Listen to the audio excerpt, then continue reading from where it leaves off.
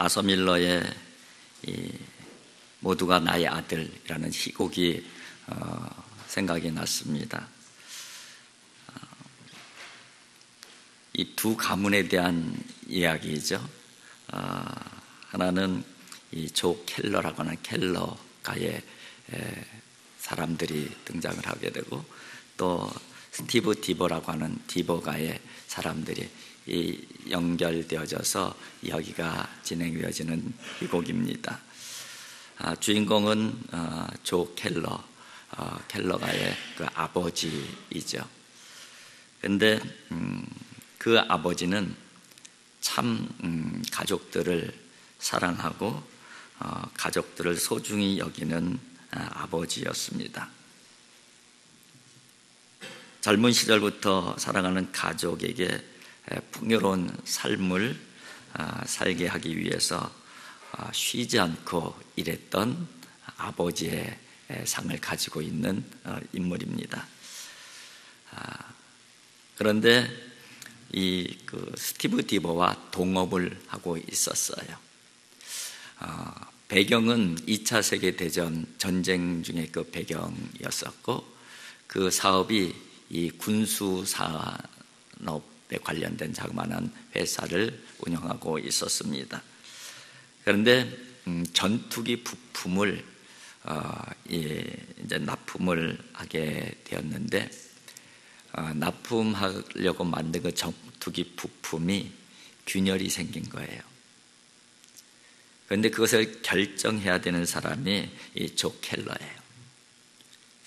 그날 출근을 안 했는데 스티브가 전화를 해서 어떻게 해야 되느냐, 이게 지금 불량이다, 그냥 대충 떼어갖고선 납품해라, 우리 회사에 이게 얼마나 중요한 일이냐. 그것으로 말미암아 21명의 비행사가 사고로 죽음을 당하게 됩니다. 그것을 이 둘째 아들이 알고 있었어요. 둘째 아들은 그 죽은 그 병사들이 다 동료들이기 때문에 참 큰 죄책감이 있었어요. 그래서 결국은 그 둘째 아들은 그 죄책감에 못 이겨서 아버지가 만든 부품으로 만들어진 비행기를 타고 나가서 사고로 죽습니다. 그런데 그것은 자살이었어요.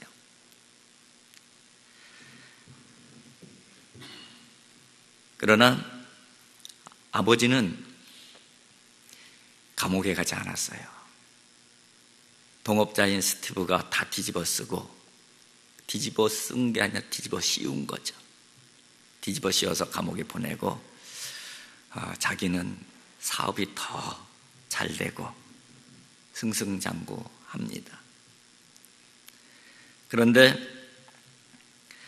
그 범죄 사실이 어느 날 밝혀지기 시작을 합니다. 큰아들이 그 사실을 눈치를 채고 아버지에게 따집니다. 아버지를 비난합니다. 그때의 그 아버지의 이 변명은 다 너를 위한 것이다, 우리 가족을 살리기 위한 것이다, 그렇게 별명으로 일관하게 됩니다. 그런데 어느 날 자살한 둘째 아들의 유언적 편지가 전달이 되어져요.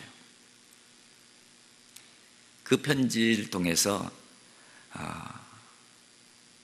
그 아버지의 잘못 때문에 21명의 자기 동료들이 죽은 그것에 대해서 죄책감을 못 이겨서 죽음의 길을 선택했다는 사실을 알게 돼요.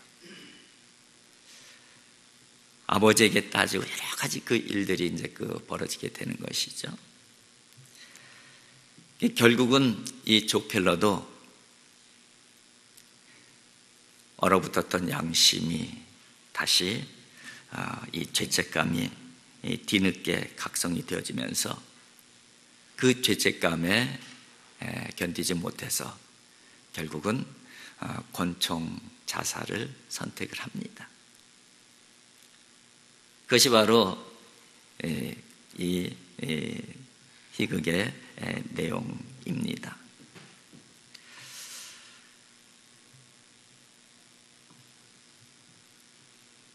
이 부분은 한 평론가의 글을 보니까 이렇게 평론을 해놓았더라고요. 작가는 많은 사람들이 비극의 주인공 조 켈러처럼 이 사회의 메커니즘과 그 속에 예속되어 개인의 양심을 잃어가고 있다는 것을 보여주고 있다.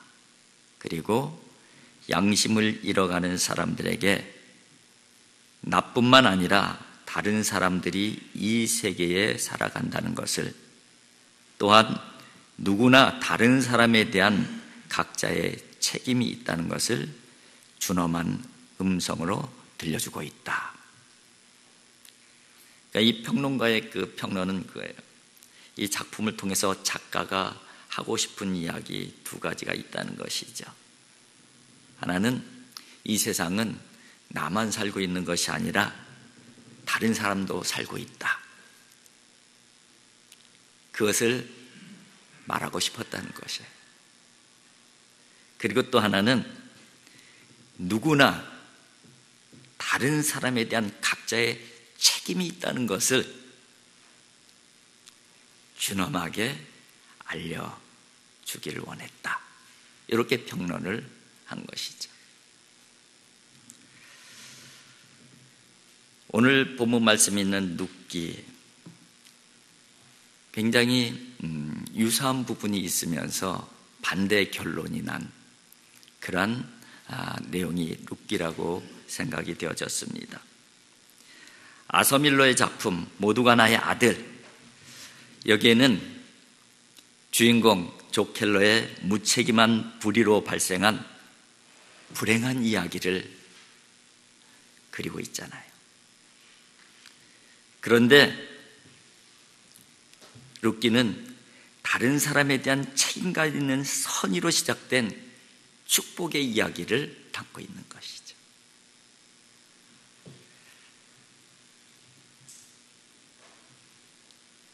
룻의 가문은 가장이 엘리멜렉이에요.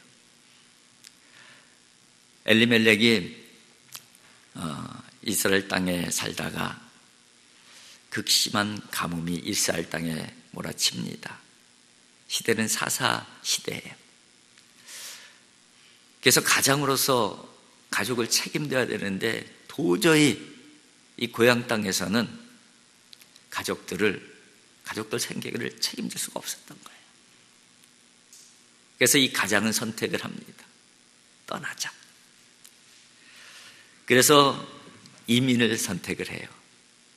그래서 온 가족들 데리고 모압 땅으로 이민을 가는 것이에요. 모압 땅에는 좀 먹을 거라도 있겠지, 굶어 죽진 않겠지, 그런 마음으로 가서 거기서 정착을 합니다. 그리고 그곳에서 모압 여인 중에 며느리 두 사람을 선택해서 두 아들을 결혼까지 시킵니다. 그런데 외국 땅의 생활이 참 힘들잖아요. 그래서 그랬는지 이 엘리멜렉은 얼마 되지 않아서 죽게 돼요. 가장이 죽은 것이죠. 그런데 거기에다가 두 아들마저 다 죽게 돼요. 이제 남은 것은 시어머니와 두 며느리만 남은 거예요. 시어머니의 이름은 나오미, 그리고 며느리의 이름은 룻과 오르바라고 하는 며느리입니다.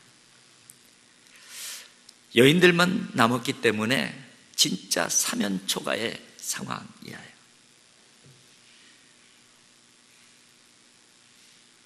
그런데 하나님께서는 이 여인들밖에 남지 않은 이 가문을 다시 일으켜 세워주셔요. 근데 누구를 통해서 일으켜 세우시냐면은 시어머니 나오미와 며느리 룻을 통해서 일으켜 세워주신 것이죠. 그리고 그 가문만 일으켜 세우시는 것이 아니라 그 가문은 인류를 구원하시는 하나님의 계획의 중심에 세워지는 가문이 되어져요. 그래서 이방인 며느리였지만은 그 룻은 다윗 왕의 증조 할머니가 되는 거예요. 그리고 마태복음에 예수님의 족보 계보에 올라 있는 5명의 여인 중에 한 사람이 되어지는 것이죠. 누군가의 아들, 여기에서 얘기하는 것은 개인의 무책임과 불의는 개인에게서는 그것이 개인에게서만 끝나지 않는다는 것을 말해주는 것 같아요. 불행한 가족사가 만들어지고 그리고 무고한 생명이 희생을 당하는 그런 불행한 일들도 만들어지고 그래서 그 누군가에게 슬픔을 만들고 불행을 만드는 그런 이야기가 담겨져 있는 것 같아요. 그런가 하면은 룻기는 개인의 책임감과 선의 이것 역시 개인에게만 머물러 있지 않는다는 것을 보여주고 있다. 그런 생각이 들더라고요. 한 사람의 책임과 선의, 몰락한 과목을 회복시키시는 하나님의 역사의 도구가 되어지는 것이죠. 그리고 가문의 회복뿐만 아니라 인류 구원의 역사를 만들어 가시는 중심에 서게 된다는 것. 여러분, 우리가 이 세상에는 나만 살고 있지 않다는 사실을 갖는 것이 굉장히 중요한 것 같아요. 그리고 다른 사람에 대해서 일정한 책임감과 선의를 갖고 사는 것이 참 중요하다는 생각이 들었습니다. 그래야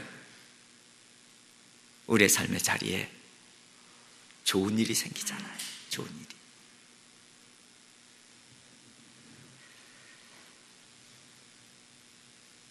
오늘 본문 말씀 중에 하나 출애굽기 20장 12절에 내 부모를 공경하라.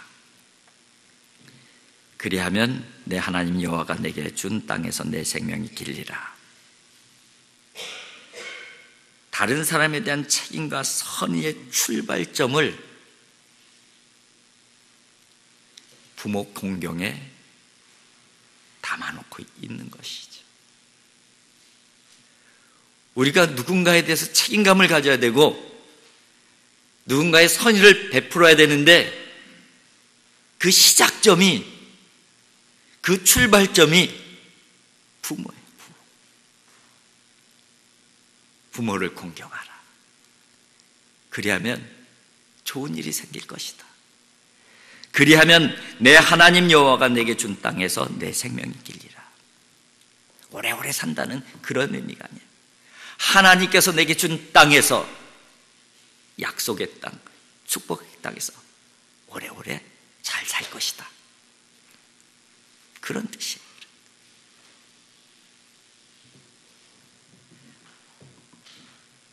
여러분, 누군가에 대해서 책임감을 갖고 살아갑시다. 그리고 어쨌든 선한 의지로 배려하며 희생하며 헌신하며 살아갑시다. 그래야 나에게도 좋은 일 생기고 그 사람에게도 좋은 일이 생기는 거예요. 그런데 어디서부터? 부모님으로부터, 내 아버지에게부터 하는 거예요. 내 어머니에게부터 하는 것이죠.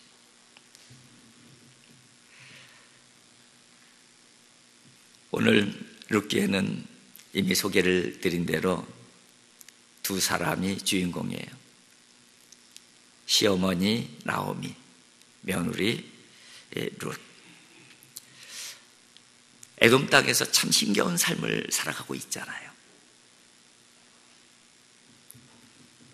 그런데 어느 날 시어머니가 소식을 듣는 거예요.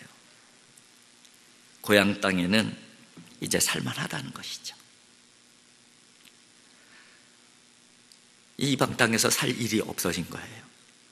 고향으로 돌아가면은 그래서 입에 풀칠은 할 수 있을 것 같다는 생각이 들었던 것 같아요. 그런데 마음에 걸리는 것이 있었는데 며느리들이 마음에 걸리는 거예요. 며느리들의 고향은 아니잖아요. 며느리들은 지금 살고 있는 에돔 땅이 고향이에요. 며느리들이 마음에 걸리죠. 사실은 연세가 드신 시어머니 입장에서는 며느리가 자기를 봉양해 줬으면 좋겠다, 이런 마음이 왜 없었겠어요? 며느리를 내보내면은 내 삶이 더 힘겨질다는 것을 연세 드신 시어머니가 왜 모르겠어요? 아니, 어쩌면은 고향 땅으로 돌아가는 이것도 나 혼자 돌아가는 것은 불가능할지도 몰라요.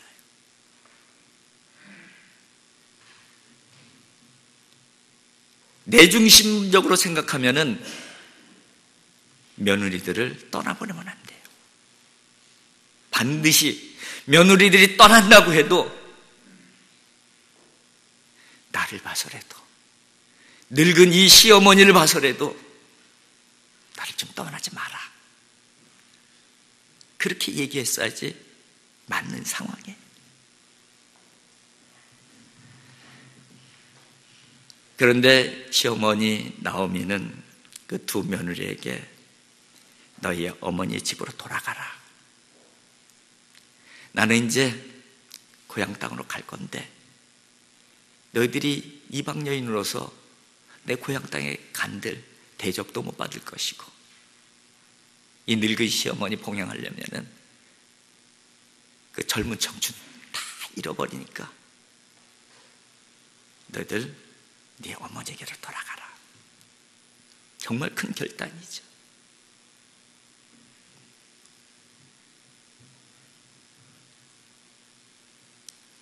시어머니는 자기 자신의 당장의 안일보다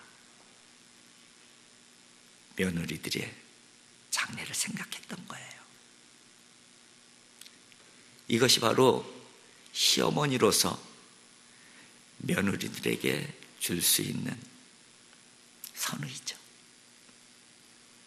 어른으로서의 책임을 다하는 것이죠.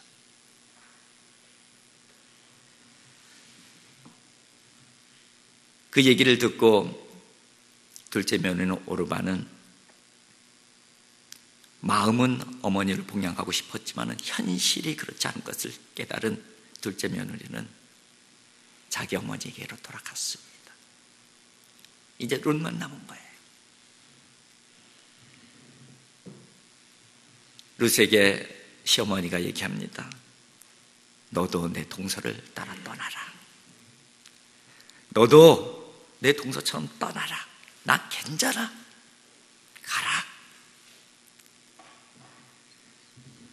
그때에 룻이 시어머니에게 말씀한 말씀이 오늘 본문 말씀이죠.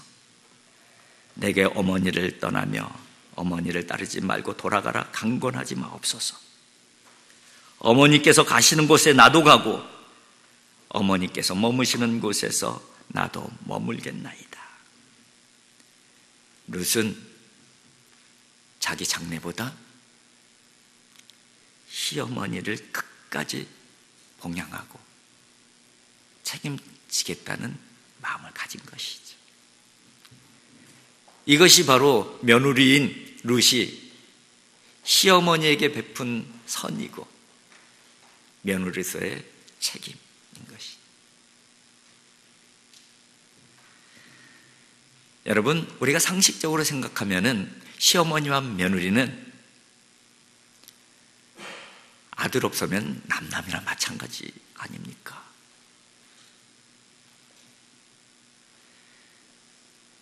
우리 요즘에 하는 얘기 중에 시자가 들어가면 다 싫다는 얘기 심심찮게 하잖아요. 시금치에 시자가 들어가서 시금치가 싫다는 사람도 있잖아요. 시자만 들어가면은 진절머리가 난다, 이런 표현을 해요.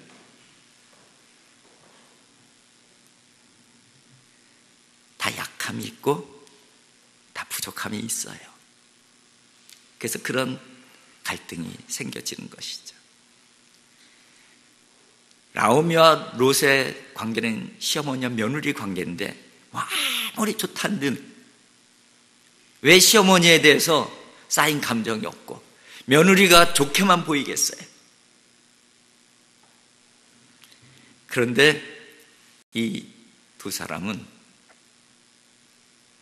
며느리에 대한 선의를 선택했고 시어머니에 대한 선의를 선택한 거예요.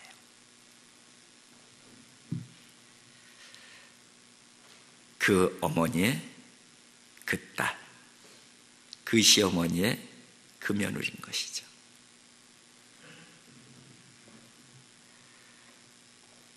그렇게 선택할 수 있었던 원인이 무엇일까요? 이유가 무엇일까요? 그들에게는 하나님이 계셨어요. 하나님. 제가 오늘 본문 말씀을 다시 한번 읽어드릴게요. 16절과 이어서 17절까지 한번 같이 읽어드리겠습니다. 롯이 이르되 내게 어머니를 떠나며 어머니를 따르지 말고 돌아가라 강권하지 마옵소서. 어머니께서 가시는 곳에 나도 가고 어머니께서 머무시는 곳에서 나도 머물겠나이다. 어머니의 백성이 나의 백성이 되고 어머니의 하나님이 나의 하나님이 되시리니 어머니께서 죽으시는 곳에서 나도 죽어 거기 묻힐 것이라. 만일 내가 죽는 일 외에 어머니를 떠나면 여호와께서 내게 벌을 내리시고 더 내리시기를 원하나이다 하는지라. 여기에서 며느리가 내가 만일 어머니를 떠나면은 하나님께서 나를 벌 주시기를 원합니다. 하나님께서 벌 주실 것입니다가 아니라 내가 어머니를 떠나는 무책임한 일을 하게 되면은 내가 하나님께서 벌 주셔도 마땅히 받겠습니다. 그런 표현을 하고 있어요.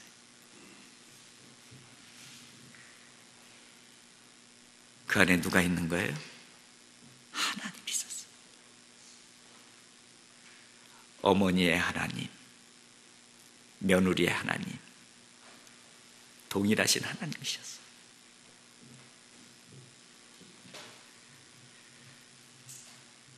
여러분, 저와 여러분들이 그 시어머니의 그 며느리가 되었으면 좋겠습니다. 그 어머니의 그 딸, 그 아버지의 그 아들, 그 어른의 그 젊은이, 그 사장님의 그 직원, 그 선생님의 그 제자, 그 목회자의 그 성도,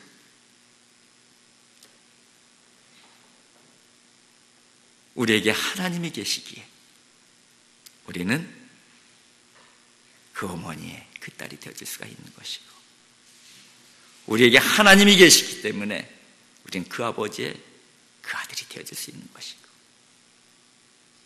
우리에게 하나님이 계시기 때문에 우리는 또 그 누군가, 또 그 누군가가 되어줄 수 있는 것이에요.